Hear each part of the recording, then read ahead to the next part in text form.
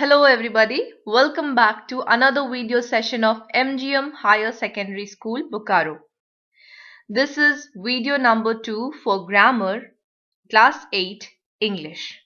In the last class, we started the first lesson of grammar, sentences.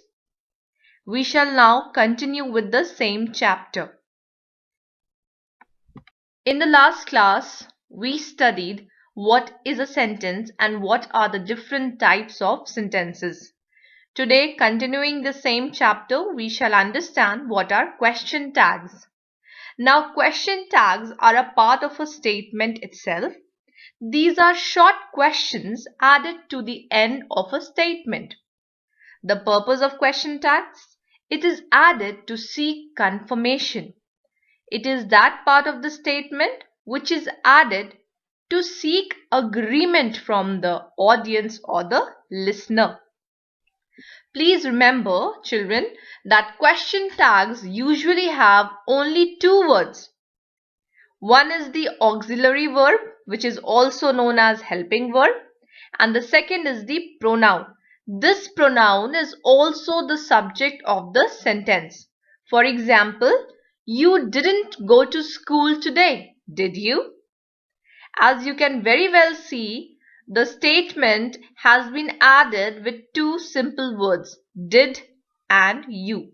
This did is the helping verb and you is the pronoun, which is also, if you look into the statement, is the subject of the statement. And while after we add this question tag into the statement, we realize the person who is speaking the statement is looking for confirmation. You didn't go to school today, did you? Also remember, students, when the statement is positive, the question tag is usually negative and the expected answer is yes. However, when the statement is negative, the question tag is usually positive and the expected answer is no. So do you see the pattern here? Positive statement, negative question tag. Negative statement, positive question tag. Also know the question tag after let's is shall we.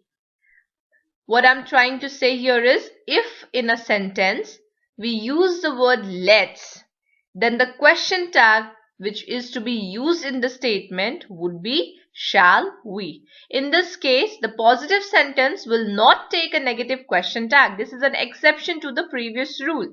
For example, let's find out what time the show will begin. Shall we?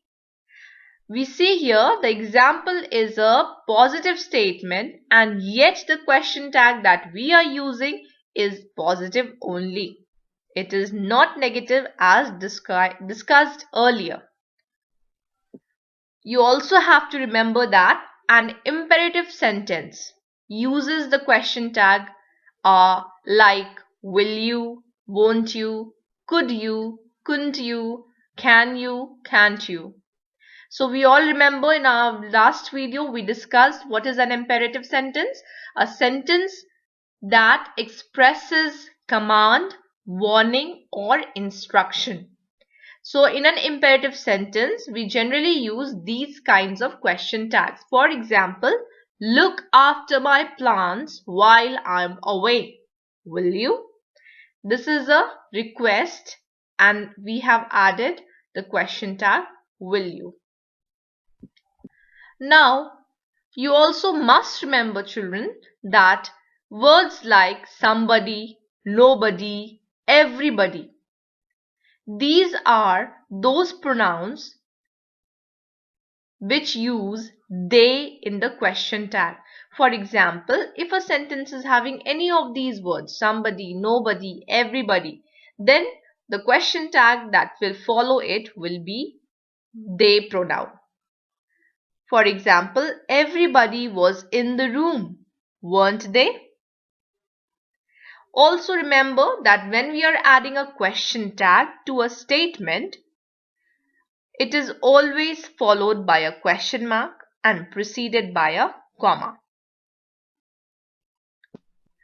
Now, in the same chapter, we should also learn what are negative sentences. As we already know, we have 4 types of sentences: assertive, imperative, interrogative, and exclamatory. So this assertive sentence, which is also known as declarative sentences, are of 2 types: affirmative and negative. Now, for your convenience, let me explain to you what are negative sentences. Negative sentences are those sentences which are formed by using words like none, nothing, no, not, neither, never, or any such negative words. So definition is quite simple. Any statement that uses a negative word is a negative sentence. While changing an affirmative sentence into a negative sentence, you have to take care that the meaning does not change at all.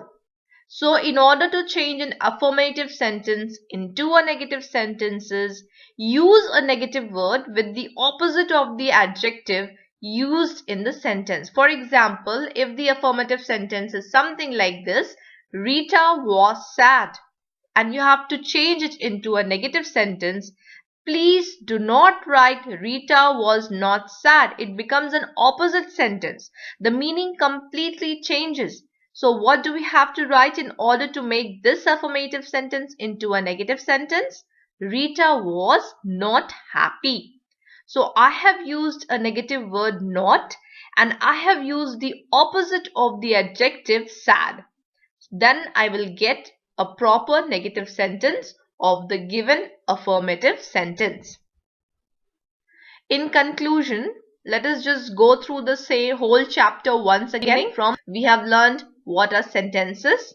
We have learned what are the 4 different kinds of sentences. Ones that give us statement are called declarative or assertive. They end with periods. Periods means full stop, and they make a statement. Then we learned there are statements that ask questions and they end with question marks, and they are called interrogative sentences.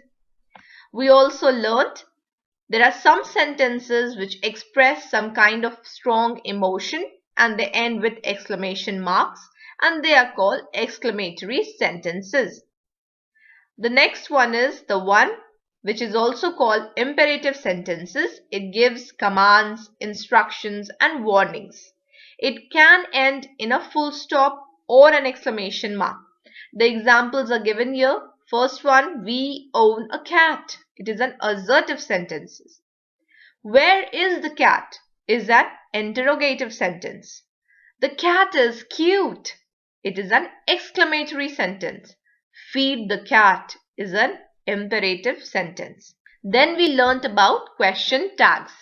Like I said, a positive statement will take a negative question tag and a negative statement will take a positive question tag. But we also have exception to these. You are a doctor, aren't you? The helping verb are comes with a negative and the you subject turns into the pronoun at the end.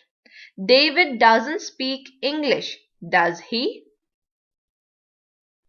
We also learned what are affirmative sentences, how to change it into negative sentence, and how can it be changed into interrogative sentences. We have some assignments here for us to do. The ones given in your textbook, please do exercise from here in the copy. These exercises are to be done in the copy. Over here it's quite simple. If you look into it, the statement is given, and after reading the statement you have to add a question tag at the end of the statement. Remember, it has to be preceded by a comma, it has to end with a question mark, and it must have an auxiliary verb and a pronoun, and that pronoun has to be the subject of the sentence. For example, the first one, you must have read the Da Vinci Code written by Dan Brown. Haven't you? So the helping verb have has changed into its negative form, and you, which is the subject of the sentence, has taken the form of the pronoun of the question tag. You shall do this in your copy. The next one is, You have to change these affirmative sentences into negative sentences and make sure you don't change the meaning of these sentences. For example, the whole class was able to do the work. Please don't write the whole class was not able to do the work. This completely will change the meaning altogether. What you have to write is, there was no one in the class who was unable to do the work. The meaning now is the same. You have to do this also in your piece. Fill in the blanks with suitable words to make interrogative sentences. This is quite easy. Dash, you join us for the annual lunch? Would you join us for the annual lunch? Can you join us for the annual lunch? Similarly, the rest of the sentences do on. Answer these questions in your notebook with negative sentences. Is a matchbox a plaything? A matchbox is not a plaything. You know what is a negative sentence? Any negative word in the sentence like not, neither, nothing, no makes a sentence a negative sentence. So all these questions you have to answer in negative. Next one is, you simply have to read the sentence and add a question tag.